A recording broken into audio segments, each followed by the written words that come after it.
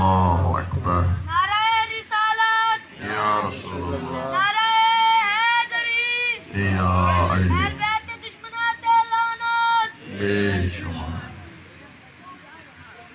اعوذ باللہ من الشیطان الرجیم بسم اللہ الرحمن الرحیم الحمد للہ رب العالمین والصلاة والسلام على سید الانبیاء والمرسلین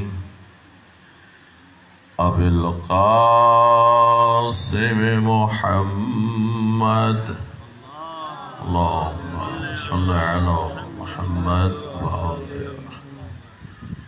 وآلہ الطیبین الطاہرین المعصومین اما بعد فقد قال اللہ تعالی فی کتاب المجید بسم اللہ الرحمن الرحیم من قتل نفسا بغیر نفس او فساد فی الارض فکأنما قتل الناس جميعا ومن احیاها فکأنما احیا الناس جميعا وقال النبي صلى الله عليه وآله وسلم إن الحسين مصباح الهدى وسفينة النجاة صلوات اللهم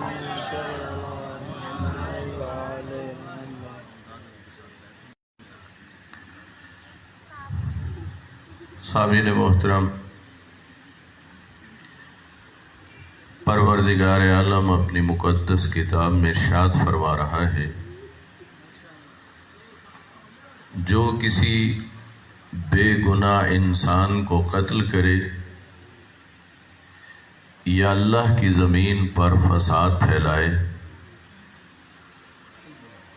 گویا اس نے تمام انسانوں کو قتل کیا۔ وَمَنْ أَحْيَاهَا، اور جس نے کسی ایک انسان کو زندگی عطا کی، گویا اس نے تمام انسانوں کو زندگی عطا کی۔ خمسہ مجالس کے سلسلے میں یہ تیسری مجلس ہے جس میں ہماری گفتگو اس حوالے سے ہو رہی ہے، ہر انسان کے لیے دو چیزیں ہیں، ایک پہلو ہے اس کا انسان ہونا، دوسرا پہلو ہے اس کی انسانیت، یا ایک پہلو ہے شخص اور دوسرا پہلو ہے اس کی شخصیت۔ گزشتہ دو مجالس میں آپ کی خدمت میں جو نکات عرض کیے، ان کا خلاصہ یہ ہے کہ جو انسان کی بخشش اور نجات ہونی ہے، وہ اس وجود اور بدن کو سامنے رکھ کے نہیں ہونی، اس کے اندر جو کردار ہے اس کو سامنے رکھ کے ہونی ہے۔ ہمارے مفسرین نے اس آیت پر دو حوالوں سے ائمہ اہل بیت علیہ السلام کی روایات کو نقل کیا ہے کہ ایک اس قتل سے مراد اس بدن کا قتل ہے، اور دوسرا اس زندگی دینے سے مراد اس بدن کو زندہ رکھنا ہے، اور دوسری تفسیر یہ فرمائی ہے کہ اس قتل سے مراد شخصیت کا قتل ہے، وَمَنْ أَحْيَاهَا، اور زندہ رکھنے سے مراد شخصیت کو زندہ کرنا ہے۔ اور پھر مفسرین اس نتیجے پہ پہنچے ہیں کہ جو زیادہ بڑا کام ہے وہ شخص کا نہیں ہے، وہ شخصیت کا کام ہے۔ چونکہ کوشش یہ ہے کہ امام حسین علیہ السلام کی تخلیق شدہ کربلا آپ کی خدمت میں بیان ہو۔ میں نے پہلے بھی عرض کیا ہے، کوئی بھی مقرر مختلف لفظوں کو مجلس کے دوران انتخاب کرتا ہے، لفظوں کا ہدف وہ لفظ نہیں ہوتے، ذریعہ ہوتے ہیں وہ الفاظ اور وہ مثالیں جن سے بات سامعین کے ذہنوں میں منتقل ہوتی ہے۔ یہ جو امام حسین علیہ السلام نے فرمایا انما خرجت لطلب الاصلاح فی امت جدی، میں اس لیے نکلا ہوں تاکہ نانے کی امت کی اصلاح کروں، اور میں زیادہ کوشش کر رہا ہوں جو جوان ہیں ان کی توجہ چاہتا ہوں، اور یہ شخص اور شخصیت یا انسان اور انسانیت کے الفاظ کا اس لیے سہارا لیا ہے کہ تاکہ کھل کے بات سامنے آئے کہ امام حسین اصل میں کس چیز کی اصلاح کرنا چاہتے ہیں۔ آپ جانتے ہیں کہ ہم جو ہماری غذا ہے، جو ہماری خوراک ہے، اس سے شخص کی اصلاح ہوتی ہے۔ اچھے کھانے کھانے سے شخصیت کو نکھار نہیں ملتا، اچھا لباس پہننے سے شخصیت کو نکھار نہیں ملتا، کسے ملتا ہے؟ شخص کو، اس بدن کو نکھار ملتا ہے۔ ہر دو کے لیے، شخص کے لیے بھی غذا چاہیے اور شخصیت کے لیے بھی غذا چاہیے، اور دونوں کے ذرائع بھی ہیں غذا کے، شخص کی غذا کے بھی ذرائع ہیں اور شخصیت کی غذا کے بھی ذرائع ہیں۔ منہ اور ناک، ان کے ذریعے جو ہم غذا لیتے ہیں وہ اس بدن اور شخص کی غذا ہوتی ہے۔ پانی پیتے ہیں تو منہ کے ذریعے، کھانا کھاتے ہیں تو منہ کے ذریعے، اور یہ آکسیجن ہے، ہوا ہے، وہ کس کے ذریعے لیتے ہیں؟ وہ ناک کے ذریعے۔ لیکن شخصیت کی غذا کے جو ذرائع ہیں وہ ناک اور منہ نہیں ہے، وہ ہیں آنکھیں اور کان۔ اور غذائیں دونوں طرح کی ہیں، حلال بھی ہیں اور حرام بھی ہیں، اور دونوں کا راستہ ایک ہی ہے۔ حلال کما کے لائے تو تب بھی منہ سے اندر جائے گا، حرام لائے تو تب بھی منہ سے اندر جائے گا۔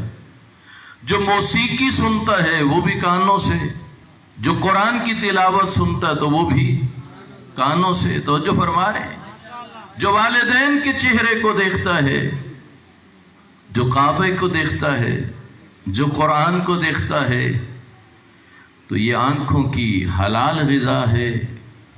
جو شہوت بھری نگاہوں سے نامحرم کو دیکھتا ہے تو یہ آنکھوں کی حرام غذا ہے۔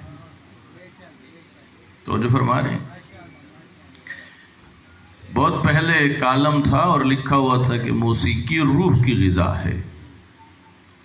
البتہ کالم لکھنے والے کو یہاں تھوڑا سا اضافہ کرنا چاہیے، جو غذائیں دو طرح کی ہیں، حلال اور حرام، تو اضافہ کر کے لکھے کہ موسیقی روح کی حرام غذا ہے، یہ حلال نہیں ہے۔ اس لیے جو نسل جوان ہے، اور میں زیادہ جو فوکس کر رہا ہوں، جو میری کوشش ہے وہ یہ ہے کہ یہ 10-12 سال کی عمر سے اوپر جو بچے اور جا رہے ہیں پھر 30-35 سال تک جوان، ان کی زیادہ میں توجہ چاہتا ہوں، اور ان کے لیے یہ مسائل بہت اہم ہیں، اور اس لیے میں انہیں جدا کر کر کے آپ کی خدمت میں بیان کر رہا ہوں۔ اللہم صلی علی محمد و آل محمد۔ کل بھی میں نے آپ کے سامنے جناب بہلول کا ایک واقعہ عرض کیا تھا،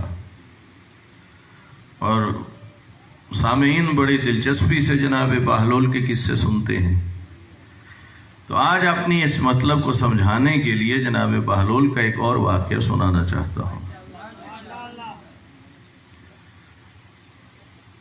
جو کتاب مرتب کی گئی ہے اس میں لکھا ہے کہ بغداد کا ایک عالم تھا، اور اس کے شاگرد بھی تھے، اور وہ جانتا تھا کہ بہلول بظاہر دیوانگی کا رنگ ہے لیکن ہے یہ بڑا حکیم. اور وہ ایک دن اپنے شاگردوں کو لے کے جناب بہلول کو تلاش کرتے ہوئے اس کھنڈر میں پہنچا جہاں جناب بہلول کا بسیرا تھا. گفتگو شروع ہوئی. جناب بہلول نے پوچھ لیا، شیخ کیا تجھے گفتگو کے آداب کا پتہ ہے؟ کیا تجھے سونے کے آداب کا پتہ ہے؟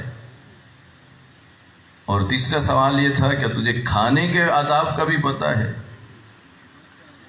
وہ شیخ نے کہا بہلول میں تیرے ساتھ الجھنے کے لیے نہیں آیا، آپ نے سوال کیا، میں جتنا جانتا ہوں جواب دوں گا، اگر کمی رہ جائے تو پھر آپ خود جواب دینا. تو کہا اچھا بتاؤ کھانے کے آداب کیا ہیں؟ اس نے کہا پہلے ہاتھ دھونا ہے، پھر بسم اللہ الرحمن الرحیم پڑھنا ہے، پھر چھوٹے چھوٹے نوالے توڑنے ہیں، باتیں نہیں کرنا، جو سامنے پڑا ہے وہ کھانا ہے. جناب بہلول نے اپنا ڈنڈا لیا اور چلنے لگے. کہا واہ شیخ تجھے تو کھانے کے آداب کا بھی نہیں پتا. اس کے شاگرد الجھنے لگے. اس نے کہا اپنے شاگردوں سے الجھنا نہیں ہے. کہا بہلول میں نے تو پہلے ہی کہا تھا آپ کی مرضی، جتنا مجھے علم تھا میں نے بتا دیا.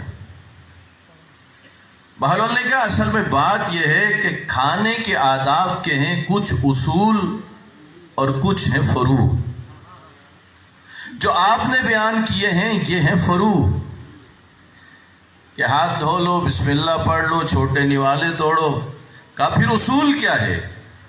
کہا اصول یہ ہے کہ ہاتھ دھونے سے پہلے، بسم اللہ الرحمن الرحیم پڑھنے سے پہلے، نوالا توڑنے سے پہلے یہ دیکھ جو لقمہ تو شکم کے سپرد کرنا چاہتا ہے وہ حلال کا ہے یا نہیں. توجہ فرما رہے ہیں. بہت سارے لوگ گھر بنواتے ہیں اور اس کے اوپر لکھ دیتے ہیں ھذا من فضل ربی. توجہ فرما رہے ہیں. اب ظاہر ہے جو انسان کمائی حاصل کرتا ہے تو وہ دو راستوں سے ہوتی ہے، یا رزق حلال ہوتا ہے یا حرام اکٹھا ہوتا ہے. جس نے رزق حلال اکٹھا کیا اور اس سے گھر بنوایا تو وہاں تو یہ لفظ جچتا ہے ھذا من فضل ربی، اور جہاں حرام سے بنا لیا ہو جی وہاں پر ھذا من فضل ربی کا لفظ کیوں بھلا؟ اللہ نے قرآن میں دستور دیا ہے تعاونوا علی البر والتقوی ولا تعاونوا علی الاثم والعدوان. نیک کاموں میں مددگار بنو، برے کاموں میں مددگار. وہ اللہ جو دوسروں کو نیک کاموں میں مددگار بننے کا حکم دیتا ہے اور برے کاموں میں مددگار بننے سے روکتا ہے، جو حرام اکٹھا کر رہا ہے یہ اچھا کام نہیں. یہ کون سا کام ہے؟ برا کام.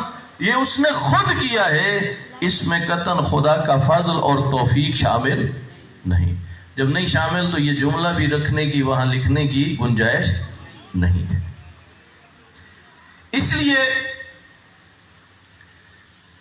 ہمارا چونکہ ایک شخص ہے اور دوسری ہماری شخصیت ہے، کردار ہے، تو ہمیں غور و فکر کرنا پڑے گا کہ ہم دونوں کو غذا کیسی پہنچا رہے ہیں، حلال پہنچا رہے ہیں یا حرام پہنچا رہے ہیں. یہاں پر کچھ احادیث میں نے آپ کے لیے محفوظ کی ہیں جو آپ کی خدمت میں عرض کرنی ہے. صلوات بھیجئے محمد والے محمد پر.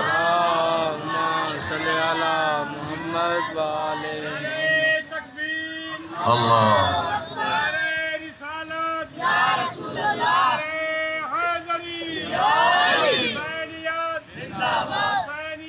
زندہ باد بے شک. اللہم صلی علی محمد وآلہ. اگر کسی کو ایک لقمہ حرام مل جائے اور اسے کوئی خطرہ بھی نہ ہو میں پکڑا جاؤں گا، میں رسوا ہوں گا،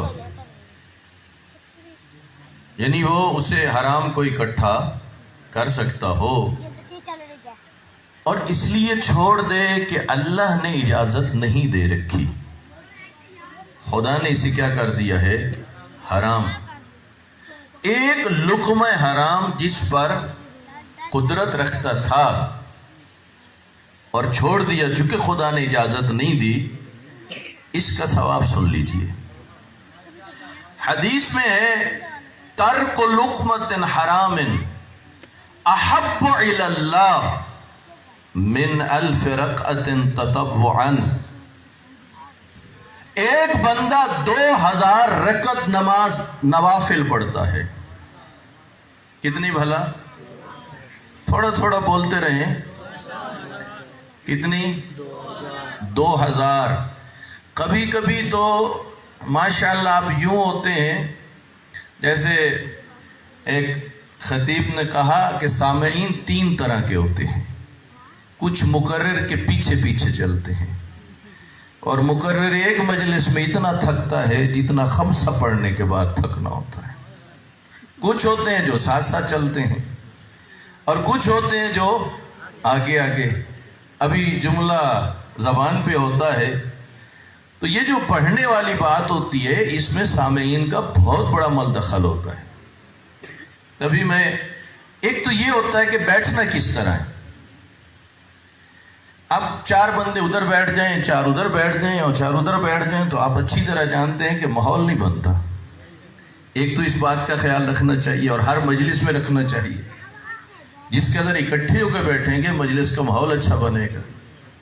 دوسرا ماشاءاللہ اور سبحان اللہ بھی ساتھ ساتھ کہنا چاہیے، اس لیے کہ یہ تجربے کی بات ہے کہ پڑھنے والا جب بھی آتا ہے کچھ سوچ کے آتا ہے، اور سننے والے اگر محبت کرنے لگ جائیں تو جو کچھ سوچ کے آتا ہے وہ بھی سناتا ہے اور کچھ اور بھی ذہن میں آ جاتا ہے۔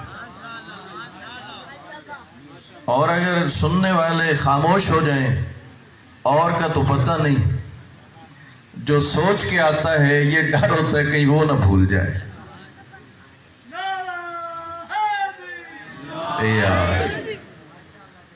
اس لیے تھوڑا تھوڑا ماحول بناتے ہیں تاکہ یہ پیغام آپ تک پہنچ جائے۔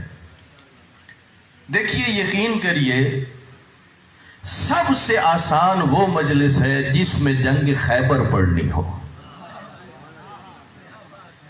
جی، فتح کروانے میں مقرر کے ساتھ سامعین بھی شامل ہو جاتے ہیں، یہ بڑا آسان کام ہے۔ فضائل پڑھنے ہوں، بڑے شوق سے سنتے ہیں، نعرے لگاتے ہیں، اور پڑھنے والے کو آرام بھی ملتا رہتا ہے اور آسانی بھی رہتی ہے۔ لیکن خود سوچئے اگر ہم ہر مجلس میں فقط فضائل پہ پوری مجلس گزار دیں تو پھر شریعت کے باقی معاملات کا کیا کریں گے؟ توجہ فرما رہی ہیں نہیں؟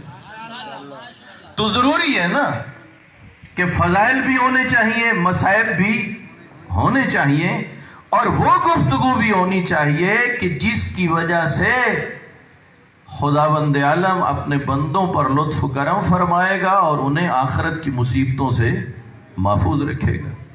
اس دنیا میں بھی اسے کیا ہوگا؟ اسے فائدہ پہنچے گا۔ ایک لے لے نمازی جس نے 2000 رکعت نوافل پڑھی ہوں، فرض نہیں کہہ رہا، کیا کہہ رہا ہوں؟ نوافل 2000 رکعت۔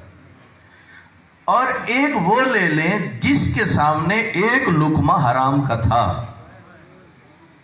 وہ کھا سکتا تھا، کوئی اسے پکڑنے والا بھی نہیں تھا۔ اس نے 2000 رکعت نوافل پڑھے، اب اندازہ لگا دیں کتنا ٹائم لگے گا، اور اس نے ایک لقمہ حرام چھوڑ دیا۔ میرے نبی فرماتے ہیں یہ عمل اللہ کے نزدیک 2000 رکعت نوافل پڑھنے سے بھی زیادہ محبوب ہے۔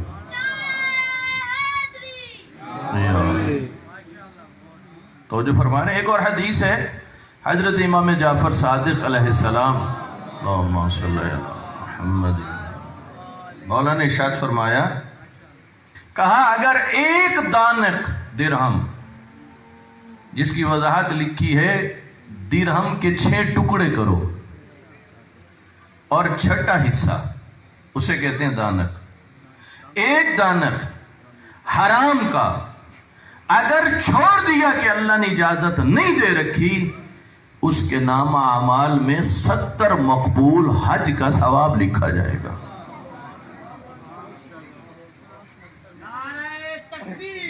अल्लाह अकबर, या रसूल अल्लाह।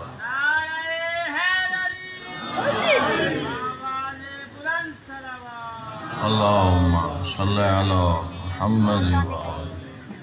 तो जो फरमा रहे,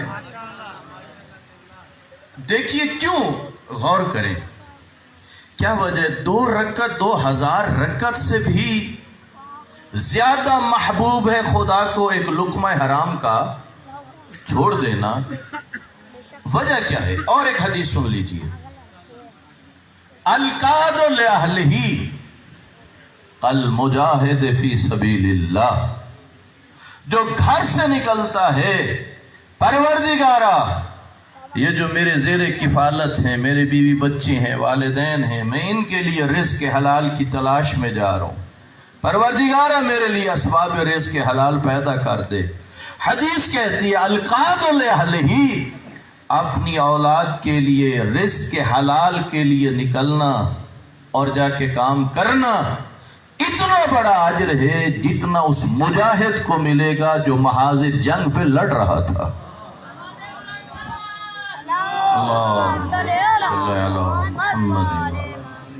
तो जो फरमा रहे हैं कितना बड़ा अजर है रिज़्क़ हलाल के लिए। और फरमाएं क्यों इतना बड़ा सवाब है।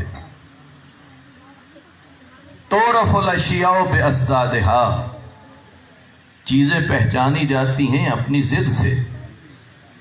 आए जरा दूसरी तरफ देखिए, अगर इंसान रिज़्क़ हलाल न लाए, खुद भी हराम खाए और अपने बच्चों को भी क्या करे, हराम खिलाए, तो अब सुन लीजिए उसका नुकसान कितना होता है। अगर रिज़्क़, 2 चीजें बड़ी अहम हैं। एक तरफ हलाल और हराम का ख्याल रखना, दूसरी तरफ तहारत और निजासत के मसाइल का ख्याल रखना। ये दोनों चीजें बड़ी अहम हैं। जो लोग तहारत और निजासत से वाकिफ नहीं और एक नहीं ख्याल रखते, तो उनकी इबादत कहाँ होगी, बुनियाद है। इसी तरह हलाल और हराम का ख्याल रखना यह बहुत जरूरी है। और यहां पर अर्ज करूं कि हराम का नुकसान कितना ज्यादा है। आप जिन्हें भी बुलाते हैं मजलिस के लिए, तकरीर करके चले जाएं, कोई इलाके में फ़र्क न पड़े, आप कह सकते हैं ये मुकर्रिर खुद बेअमल था इसलिए उनकी बात में असर नहीं था। आए ज़रा इस हकीकत को समझिए कि अगर लोगों की हिदायत के लिए खुद अल्लाह का मासूम नुमाइंदा तबलीग करे और लोग उस तबलीग को कबूल न करें, तो फिर ढूंढना पड़ता है कि इसकी वजूहात क्या है। वो जो फरमा रहे हैं इस हवाले से इमाम हुसैन अलैहिस्सलाम ने, अल्लाहुम्मा सल्ली अला मुहम्मद व आलि मुहम्मद, इमाम ने जब खुतबा दिया ना रोज़े आशूर, तो उस वक्त मेरे इमाम ने फरमाया कुल्लुकुम आसिन ले अमरी गैर मुस्तमिन कौली, तुम सब गुनाहगार हो, मेरी बातों पे कान नहीं धरते। इमाम बड़ी तफसील से बता रहे थे, मैं तुम्हारे नबी का बेटा हूं, नबी की बेटी का बेटा हूं, मैं अमीरुल मोमिनीन का बेटा हूं। किस वजाहत से इमाम खुतबा दे रहे हैं और समझा रहे हैं और लोगों की हिदायत कर रहे हैं, लेकिन लोग तवज्जो, इमाम फरमा रहे तुम गुनाहगार हो गए, तुमने मेरी बातों पे कान नहीं धरा। अब इमाम ने वजह बयान की, फरमाया फ़क़द मुलिअत बुतूनुकुम मिनल हराम, हुज्जत खुदा की बात का असर इसलिए नहीं हो रहा तुम्हारे शिकम हराम से भरे हुए हैं। तो जो फरमा रही है नहीं, इसका मतलब यह है कि इमाम हुसैन ये समझा रहे हैं कि फ़कत ایک مبلغ کا ہونا کافی نہیں ہے. جن کی ہدایت ہو رہی ہے ان کے اندر بھی قابلیت ہو کہ وہ ہدایت کو پا سکے. اور فرمانا اس لفظ پہ ان کے اندر مثلا ایک لفظ اور استعمال کرتا ہوں، تھوڑا ہے پیچیدہ لفظ لیکن غور فرمانا. ایک دفعہ ہم کہتے ہیں پروردگارہ ہمیں اہل بیت کی شفاعت نصیب فرما. ایک دفعہ ہم دعا مانگتے ہیں پروردگارہ ہمیں اہل بیت کی شفاعت کے قابل بنا. یہ دونوں لفظوں میں فرق ہے. شفاعت نصیب فرما اور شفاعت کے کیا کر. وہ جو حضرت امام جعفر صادق علیہ السلام نے فرمایا صلی اللہ علیہ وسلم وقت آخر پہ کہا جو نماز کو اہمیت نہیں دیتا اسے ہماری شفاعت نہیں ملے گی. اس کا مطلب یہ ہے کہ ہر ایک کے لیے ضروری ہے جب اس کا عقیدہ درست ہے تو پھر ضروری ہے کہ وہ اپنے اندر شفاعت کی قابلیت پیدا کرے. قابلیت تب پیدا ہوگی جب وہ نماز کا پابند بنے گا. اور فرما رہے ہیں نہیں؟ اگر آپ کو فقط اتنی بات کی جائے کہ اہل بیت کی شفاعت اور نہ بتایا جائے کہ شفاعت ملے گی کس کو، تو میرے خیال میں پڑھنے والے نے اپنی ذمہ داریوں کو ادا نہیں کیا. میں آپ کی توجہ اس امر کی طرف دلانا چاہتا ہوں، جب بھی آپ کسی کو اپنے پسند کے کسی مقرر کو، خطیب کو، عالم کو، ذاکر کو بلاتے ہو، آپ بڑی عزتیں دیتے ہو. ان کے لیے پین فلیکس ہوتے ہیں، اشتہارات ہوتے ہیں، اعلانات ہوتے ہیں، گھر کی اچھی جگہ بٹھاتے ہو، اچھا کھانا دیتے ہو، یہ سب کچھ کرتے ہو. اور پڑھنے والا اگر انہی باتوں پہ خوش ہو کے چلا جائے اس نے اپنا نقصان کر دیا. اور پڑھنے والے کے ذہن میں رہنا چاہیے جہاں مجھے اتنی عزت مل رہی ہے وہاں ان بلانے والوں نے میرے کندھوں پر ایک ذمہ داری بھی ڈال دی ہے، اور وہ یہ ہے کہ میں اللہ اور اللہ کے رسول کا پیغام پہنچاؤں ان تک. تو جو فرما رہے ہیں، اس لیے جو بھی منبر پہ آئے گا کل خدا کی بارگاہ میں اس نے جواب دینا ہے. لوگ جو اکٹھے ہوتے تھے تمہاری نیت کیا تھی اس وقت؟ تم پہنچاتے کیا رہے؟ پیغام دینا کیا تھا اور دیتے کیا رہے؟ اس لیے سامعین محترم ذہن میں رکھ لیجیے، اور خصوصاً نسل جوان کی خدمت میں عرض کر رہا ہوں، جو 12-14 سال کی عمر کے بچے ہیں اور اس سے آگے چلے جائیں، آج سے ہی اپنا یہ مزاج بنا لیجیے اور اس بات کو اپنے دل پہ لکھ لیجئے کہ امام حسین فرما رہے ہیں کہ تم پر میری باتوں کا اثر نہ ہونے کی وجہ یہ ہے کہ تمہارے شکم میں حرام بھرا ہوا ہے. آج کس مجلس سے پیغام لے کے جائیے. کون سا پیغام؟ کبھی زندگی میں ایک لقمہ بھی حرام کا گھر نہیں لے کے آنا، کبھی اپنی ذات کے لیے نہیں اکٹھا کرنا. میں معذرت کے ساتھ ایک جملہ کہہ رہا ہوں اس لیے کہ ضروری ہوتے ہیں. ایک مرتبہ ایک شخص کہہ رہا تھا، کہا جی میں گھر میں تو تنخواہ ہی لے کے جاتا ہوں، باقی جو ادھر میرے 10-15 ہزار خرچہ ہے بس وہ ادھر سے. کیا مطلب؟ یعنی جو تو خود کھا رہا ہے، تو کھا رہا ہے حرام اور کہہ رہا ہے گھر کیا دے رہا ہے. روایات پڑھ کے دیکھیے کہ جو خود حرام کھا رہا ہے اس کی اولاد پر اس کے کیا اثرات ہوں گے. اس لیے ہمارے کندھوں پر یہ ذمہ داری ہے. ہم فقط آپ کو فضائل نہ سنائیں، ذمہ داری ہے کہ ہم اسلام کی ان تعلیمات کو آپ تک پہنچائیں، اللہ اور اللہ کے رسول اور ائمہ اہل بیت علیہم السلام کے ان پیغامات کو پہنچائیں.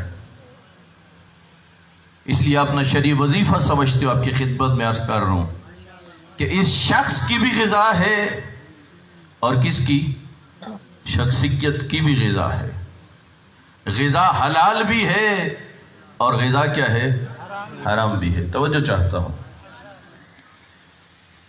امام حسین علیہ السلام سے عشق اور محبت کرتے ہو نا، امام حسین کے صدقے دونوں طرح کی غذا نصیب ہوتی ہے. اور فرمانا شخصیت کی غذا بھی امام حسین کے صدقے میں، اور شخص کی غذا بھی امام حسین علیہ السلام کے صدقے میں۔ یہ لطف آئے گا یہ جملہ سن کے، ایک ہے شخص کی غذا اور دوسری کیا ہے؟ دودھ کس کی غذا ہے؟ شخص کی۔ قرآن کی آیت کس کی غذا ہے؟ شخصیت کی۔ توجہ فرما رہے ہیں؟ آپ ایک پارہ قرآن کا پڑھ لیں، بھوک مٹ جائے گی؟ نہیں، بھوک کو ختم کرنے کے لیے دودھ ہے، شربت ہے، روٹی ہے، سالن ہے۔ توجہ فرما رہے ہیں؟ اور شخصیت جو ہے اس کی غذا علیحدہ ہے۔ قرآن کی آیت سنو، نوحہ سنو، یہ کس کی غذا ہے؟ یہ شخصیت کی غذا ہے۔ اور کھانا پینا کس کی غذا ہے؟ یہ شخص کی غذا ہے۔ امام حسین سے عشق کرتے ہو نا جوانوں، اس بات کو اپنے دامن میں جگہ دو، امام حسین کے صدقے میں تمہارے شخص کو بھی غذا مل رہی ہے، تمہاری شخصیت کو بھی غذا۔ کس طرح جو مجلس کے بعد باہر تقسیم ہوتا ہے وہ تیرے شخص کی غذا ہے، جو ممبر سے تقسیم ہو رہا ہے تیری شخصیت کی غذا ہے۔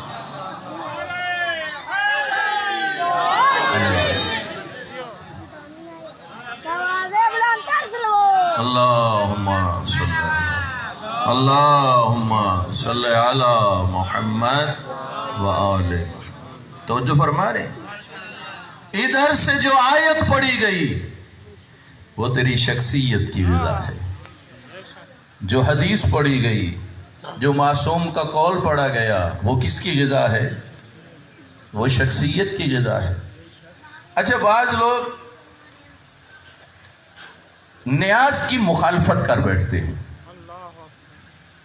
نیاز مختلف شکل میں ہوتی ہے، کبھی سبیل کی شکل میں، شربت کی شکل میں، دودھ کی شکل میں، چاول پکے ہوئے ہیں، کھانا بنا ہوا ہے۔ بعض لوگ اس کی مخالفت کرتے ہیں۔ کیونکہ ہمارے بھائی بھی ہوتے ہیں مجالس میں، تو ان کی خدمت میں عرض کرنا چاہتا ہوں، نیازوں کی مخالفت نہ کرو، اس لیے کہ ہم نیازیں بنا کے پیغمبر کی سنت کو زندہ کرتے ہیں۔ دعوت ذوالعشیرہ کے موقع پر جنہیں بلایا گیا تھا وہ عقیدتاً کافر اور مشرک تھے، مسلمان تو، اور ان کے لیے بھی اللہ کے رسول نے کھانے کا اہتمام کیا یا نہ کیا؟ مورخین نے لکھا ہے نا کہ ان کے لیے بھی انتظام ہوا۔ تو گویا اللہ کے رسول نے کس لیے انہیں بلایا تھا؟ دین خدا کا پیغام پہنچانے کے لیے۔ اور ان کے لیے کیا کیا گیا؟ کھانے کا اہتمام۔ ہماری مجلسیں بھی کس لیے ہیں؟ دین خدا کا پیغام پہنچانے کے لیے۔ تو جو کام اللہ کے رسول چاہتے ہیں ہم مجلس کے ذریعے وہی کام کرنا چاہتے ہیں۔ اللہ کے رسول نے بھی اختتام پر کھانے کا اہتمام کر دیا، اور نواز رسول کی محبت میں جو فرش عزا بچتی ہے اور آخر میں جو انتظام ہوتا ہے، تو گویا اس طرح پیغمبر کی دو سنتوں کو زندہ کیا جاتا ہے۔ ایک منبر سے دین کا پیغام پہنچتا ہے، دوسرا باہر نیاز تقسیم ہوتی ہے۔ آپ کبھی جائیں نا، بعض ڈاکٹر کے کلینک پہ لکھا ہوتا ہے الدواء عندنا والشفاء عند اللہ، دوا ہمارے پاس ہے اور شفا کس کے پاس ہے؟ بعض جگہوں پہ یہ لکھا ہوا ہے۔ توجہ چاہتا ہوں آپ کی، اس کے اندر، خود اس جملے کے اندر عقیدے کا اظہار ہے کہ ڈاکٹر کسی مریض کو شفا نہیں دے سکتا۔ ڈاکٹر جو دیتا ہے وہ کیا ہے؟ دوا۔ شفا کون دیتا ہے؟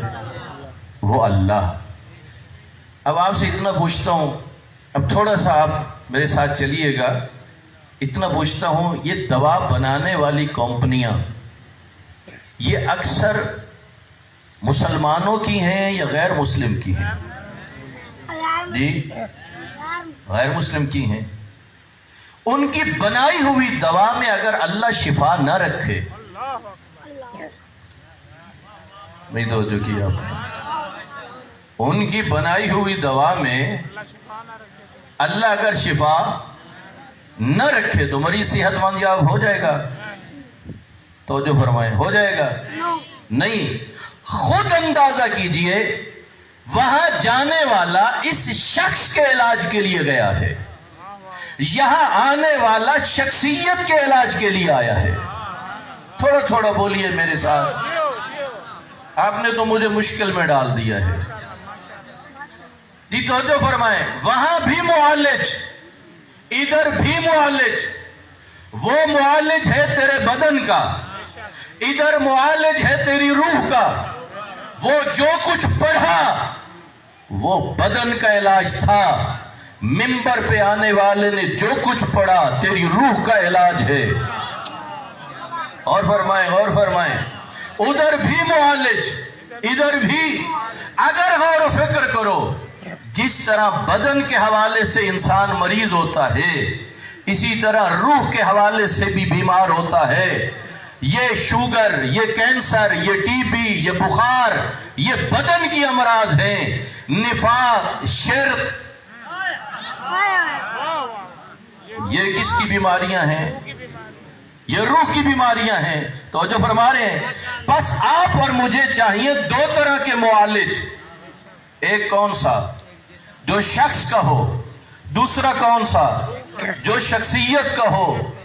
اس ڈاکٹر نے جو کچھ پڑھا وہ سلیبس کچھ اور تھا، وہ نصاب کچھ اور تھا۔ جو روح کا حکیم ہے، اس کا جو نصاب اس سے پڑھایا گیا وہ دو چیزیں تھی، ایک اللہ کا قرآن، دوسرا 14 کا فرمان۔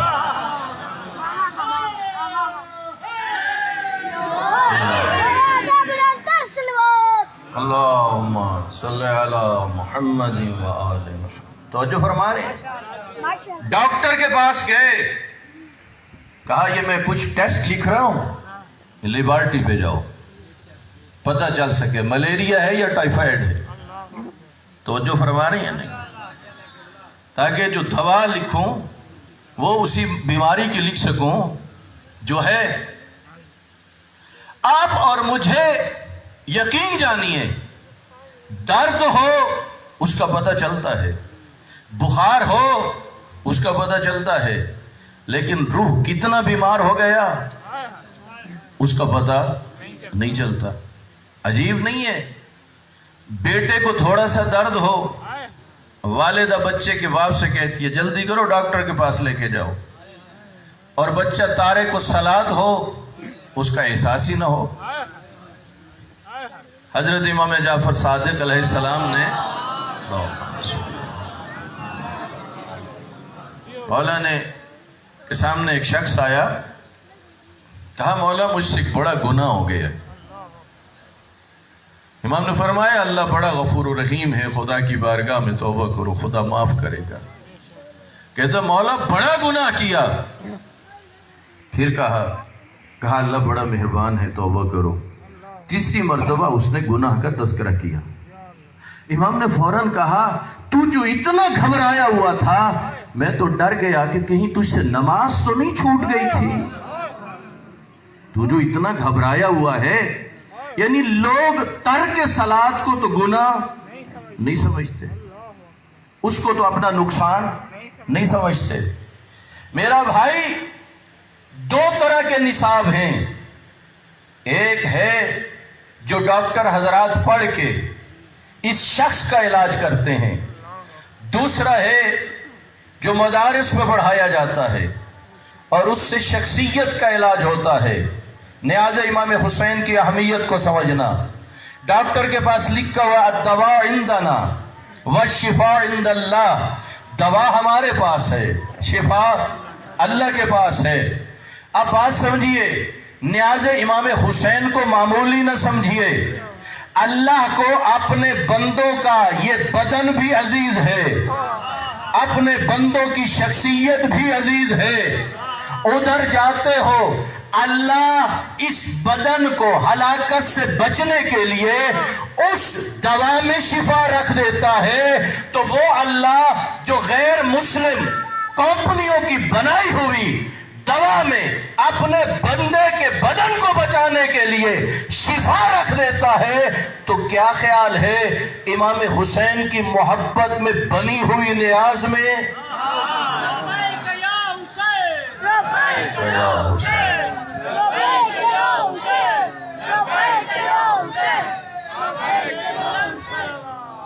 اللہم صلی علی محمد وآلہ محمد۔ اور دو چیزوں میں خود شامل ہو جائیے، دو چیزوں میں، بانی مجلس ہو، جب قالین بچھانے ہوں، دریاں بچھانی ہوں، نوکروں کو نہ کہیے، کسی اور کو نہ کہیے، یہ سعادت خود ہی حاصل کیجئے۔ اور اسی طرح نیاز جب تقسیم کرنی ہو، اگر کوئی مجبوری ہے تو علیحدہ بات ہے، اگر مجبوری نہیں تو پھر اہتمام کرنے میں بھی شامل ہو جائیے اور نیاز تقسیم کرنے میں بھی شامل ہو جائیے۔ بس اللہ رب العزت فرما رہے ہیں وَمَنْ أَحْيَاهَا، جس نے ایک انسان کو زندگی عطا کی۔ کئی دفعہ یہاں اعلانات ہوتے ہیں بلڈ کی ضرورت ہے، مومنین جاتے ہیں، خون کا عطیہ دیتے ہیں اور خدا بند عالم اس مریض کی زندگی لمبی کر دے۔ گویا اس نے کیا کیا، اس کے بدن کو زندگی دلانے میں حصہ ڈال دیا۔ وَمَنْ أَحْيَاهَا، یہ ہے شخص کی زندگی، توجہ فرما رہے ہیں۔ لیکن جو چاہے والدین ہو، استاد ہو، کوئی بھائی ہو، کوئی عالم ہو، کوئی ذاکر ہو، جو ایسی بات کرے جس سے انسان کی شخصیت بن جائے، بے ہدایت با ہدایت بن جائے، تو گویا اس نے اس کی روح کو زندگی عطا کر دی۔ نعرہ تکبیر، اللہ اکبر، نعرہ رسالت، یا رسول اللہ، نعرہ حیدری، آواز بلندتر صلوات۔ صلی علی محمد وآلہ۔ توجہ فرما رہے ہیں۔ پس امام حسین علیہ السلام نے کیا فرمایا؟ کہا انما خرجت لطلب الاصلاح فی امت جدی، میں اس لیے نکل رہا ہوں تاکہ اپنے نانے کی امت کی کیا کروں؟ اصلاح۔ امام حسین علیہ السلام کے صدقے میں دونوں غذائیں مل رہی ہیں، شخص کو بھی مل رہی ہے اور کیا ہے، شخصیت کو بھی مل رہی ہے۔ آخری بات کہہ کے مصائب کے چند جملے عرض کرتا ہوں۔ آئیے ذرا قرآن مجید سے پوچھئے، جب حضرت نوح نے اپنی قوم کے لیے بد دعا کی اور طوفان آئے اور کشتی بنی، تو حضرت نوح کا بیٹا جو تھا وہ کشتی میں سوار نہیں ہوا۔ قرآن کہتا ہے حضرت نوح نے کہا وَنَادَ نُوحٌ رَبَّهُ فَقَالَ رَبِّ إِنَّ ابْنِي مِنْ أَهْلِي، حضرت نوح نے کہا پروردگارہ یہ میرا بیٹا ہے، میری اہل بیت میں سے ہے۔ کتنی باتیں کی، بیٹا ہے اور میری اہل بیت میں سے ہے۔ اللہ نے کہا اے نوح فَإِنَّهُ لَيْسَ مِنْ أَهْلِكَ، دو باتوں میں سے ایک مانتا ہوں، دونوں نہیں۔ اور غور فرمانا، بعض لوگ یوں کر کے نعوذ باللہ خدا کو پیش کرتے ہیں جیسے خدا بے بس اور مجبور ہو۔ قرآن پڑھ کے دیکھیے، حضرت نوح نے دو باتیں کی، اللہ نے ایک مانی اور ایک، یہیں سے پتہ چلتا ہے کہ وہ قادر مطلق کسی کے سامنے بے بس اور مجبور نہیں ہے۔ تو جو فرما رہے ہیں، کہا اے نوح تیرا بیٹا مانتا ہوں تیری اہل بیت میں سے۔ اور یہاں ایک بڑا خوبصورت نقطہ ہے کہ جب یہ چڑھ رہا تھا نا پہاڑ پہ، اور یہی ہوگا کہ اس زمانے میں ایک تو قد بڑے دراز تھے اور دوسرا پہاڑ اونچا تھا، کہاں پانی پہاڑ کی چوٹی پہ پہنچے گا، اور اگر وہاں پہنچا تو کہاں پہنچے گا، میرے ٹخنوں تک اور پھر گھٹنوں تک اور پھر شکم تک، اور کہاں پہنچے گا میرے چہرے تک۔ اور اسی طرح لوگ دنیا میں بھی بڑے بڑے ظلم کرتے ہیں محض اس لیے کہ وہ طاقتور ہوتے ہیں، اثر رسوخ والے ہوتے ہیں۔ پروردگار عالم نے وہاں پانی پہنچا کے یہ بتا دیا تو دوسروں کے سامنے تو طاقتور بن سکتا ہے، جب خدا گرفت کرے گا تجھے کوئی بچا نہیں سکتا۔ اس لیے بہت خیال کرنا چاہیے۔ پروردگار میرا بیٹا ہے اور میری اہل بیت میں سے۔ آواز قدرت آئی، اے نو نہیں، تیرا بیٹا ہے لیکن تیری اہل بیت میں سے۔ وجہ کیا؟ انہو، قرآن کہہ رہا ہے انہو عمل غیر صالح، اس کے پاس نیک عمل ہی نہیں ہے، اس کی شخصیت ہی درست نہیں ہے۔ اس کا مطلب یہ ہے کہ یہ اپنی شخصیت کو بنانا، اپنے کردار کو بنانا اتنا ضروری ہے کہ اگر یہ دولت نبی کے بیٹے کے پاس بھی نہ ہو تو وہ بھی نجات نہیں پا سکتا۔ دوسری طرف نبی کا بیٹا نہیں، نہ عرب ہے، فارس کا رہنے والا ہے، نبی کا رشتہ دار نہیں، شخصیت اتنی بلند ہے کہ خدا نے اپنے نبی کے ذریعے کہلوا دیا السلمان من اہل البیت، سلمان ہماری اہل بیت میں سے ہے۔ یہاں تک گفتگو کا نتیجہ کیا نکلا؟ گفتگو کا نتیجہ یہ نکلا سامعین محترم، آپ اور مجھے اپنے آپ کو باعمل بنانا پڑے گا۔ تو جو فرما رہے ہیں عقیدہ بھی قرآن اور اہل بیت کے مطابق اور عمل بھی ان کی اطاعت میں۔ اور یہی وہ چیز تھی کہ جس کی خاطر انبیاء بے گناہ مارے گئے، یہی وہ چیز ہے۔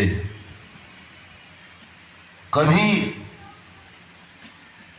خانوادہ پیغمبر مدینے میں آنسو بہاتا ہے، کبھی کوفے میں گریہ بلند ہوتا ہے، اور کبھی کربلا۔ یہ کس لیے ہو رہا تھا؟ اس لیے کہ اس اللہ کے دین کے پہنچانے کے سلسلے میں ایسے لوگ تھے جنہیں اپنے مفادات خطرے میں نظر آئے، اور انہوں نے نہ دیکھا کہ یہ کون ہستی ہیں جن پر ہم ظلم کر رہے ہیں۔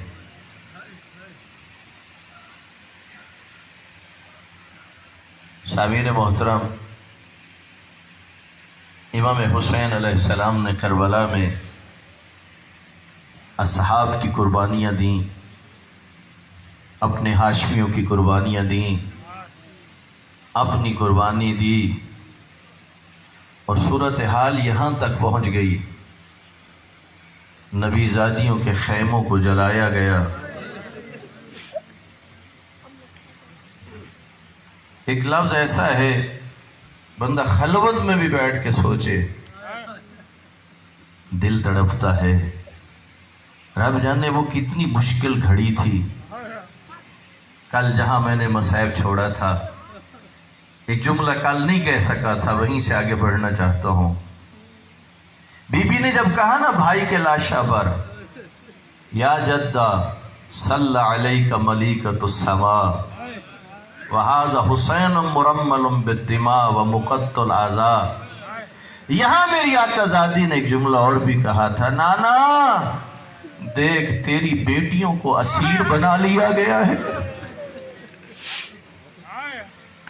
رب جانے اللہ کے رسول نے یہ کیسے برداشت کیا ہوگا۔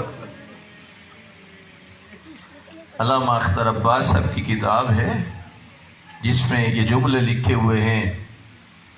کہاں یہ آرڈر مل گیا؟ جب یہ قافلہ چلنے لگا، ان اونٹوں کو تازیانے مارنا، انہیں دوڑانا۔ اگلے اونٹوں کو جب تازیانے مارتے تھے، چھوٹے معصوم بچے یا اونٹوں کی گردن پر جو بال تھے انہیں پکڑتے تھے، یا ماؤں اور بہنوں کی چادروں کو پکڑتے تھے، دامن کو پکڑتے تھے۔ لیکن صورتحال کیا تھی؟ جب وہ ظالم تازیانے مارتے تھے، اگلے اونٹوں کی پشت سے جو بچے گرتے تھے پچھلے اونٹوں کے پاؤں کے نیچے آتے تھے۔ قافلہ چلتا رہتا تھا۔ پکڑنے کی تو دو ہی تھیں، یا ماں اور بہن کے دامن کو پکڑے یا اونٹ کے پشت کے بالوں کو پکڑے۔ لیکن ایک عجیب روایت لکھی ہے علامہ اختر عباس صاحب نے، ایک ایسی جگہ آئی جہاں پر وہ نیزہ رک گیا جس کی نوک پہ امام حسین کا سر تھا۔ سپاہی نیزے کو زمین سے نکالنا چاہتے ہیں، نیزہ نہیں نکلتا۔ شمر کو بتایا گیا، شمر تازیانہ لے کے ادھر بڑھا جدھر امام سجاد تھے۔ آؤ دے لو پرس آزادارو، اس بدبخت نے امام سجاد کی پشت پر سطریں لکھنا شروع کی۔ میری آقا زادی ام المصائب بی بی یہ منظر دیکھ کے تڑپنے لگی۔ تازیانہ کے ساتھ سطریں لکھنے کے بعد پوچھتے ہیں کیا وجہ ہے، آپ کے بابا کے سر والا نیزہ کیوں زمین میں رک گیا؟ لکھا امام سجاد آہستہ آہستہ آگے آئے اور آگے اتنا کہا، بابا کیا وجہ ہے، کیوں رک گیا آپ کے سر والا نیزہ؟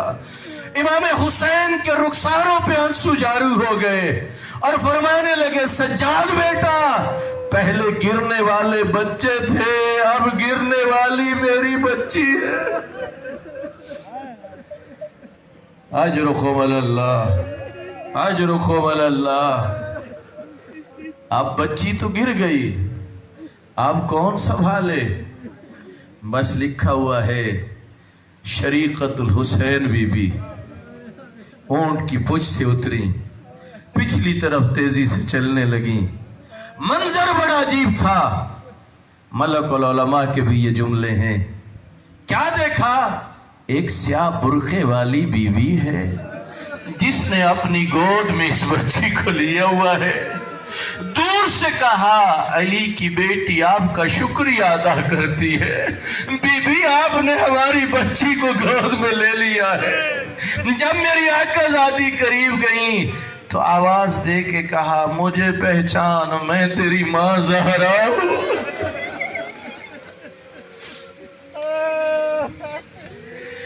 اجرکم اللہ، اجرکم اللہ۔ اے عزیزو ایک روایت سن لیجئے، پرسہ ہو گیا، اللہ آپ کی عبادت قبول کرے۔ روایت سن لیجئے، جس زمانے میں قم پڑھ رہا تھا، بہت پرانی بات ہے، مرکز آقا خمینی رحمت اللہ علیہ پر شب قدر میں ایک عالم تقریر کر رہے تھے اور اپنی تقریر میں بتا رہے تھے پاک بی بی نے کچھ وصیتیں کی تھیں۔ ان وصیتوں میں ایک یہ تھی، یا علی روز میری قبر پہ آنا اور قرآن پڑھا کرنا، اور ایک وصیت یہ تھی، یا علی میرا حسین چھوٹا ہے، وہ پانی مانگتا ہے، اس کا خیال رکھنا۔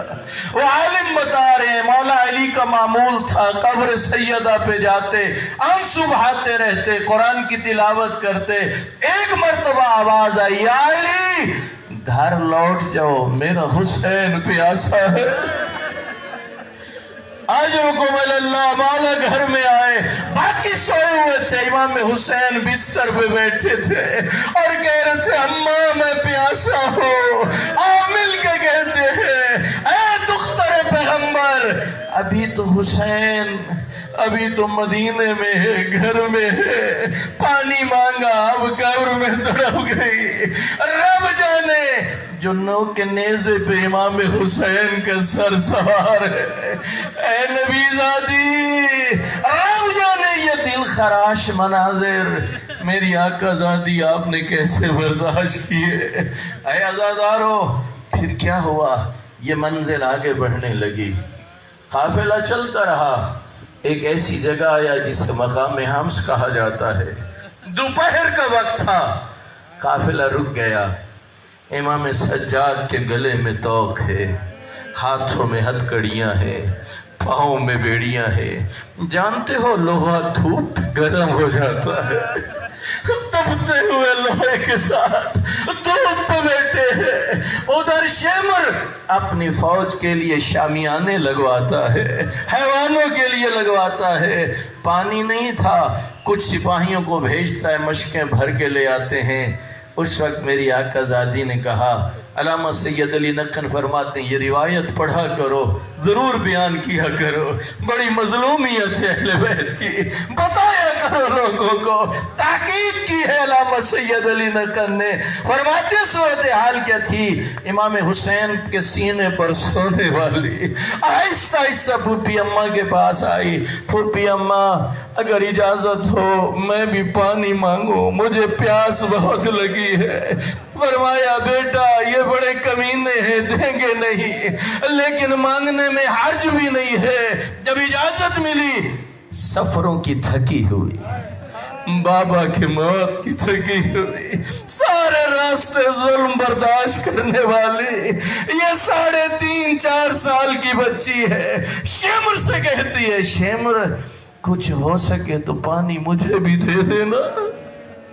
शेमर ने कोई जवाब नहीं दिया। अगला अजीब जुमला था, दिल तड़पता है। वो अपने सिपाहियों को पिला रहा था। कहने लगी, अच्छा तू अपने सिपाहियों को भी पिला ले, अपने हैवानों को भी पिला ले, अगर कुछ बच जाए तो फिर मुझे दे देना। जवाब न मिला। शेमर पानी दे रहा था। एक छोटा सा दरख्त था, वहां मेरी आका ज़ादी बैठ गई।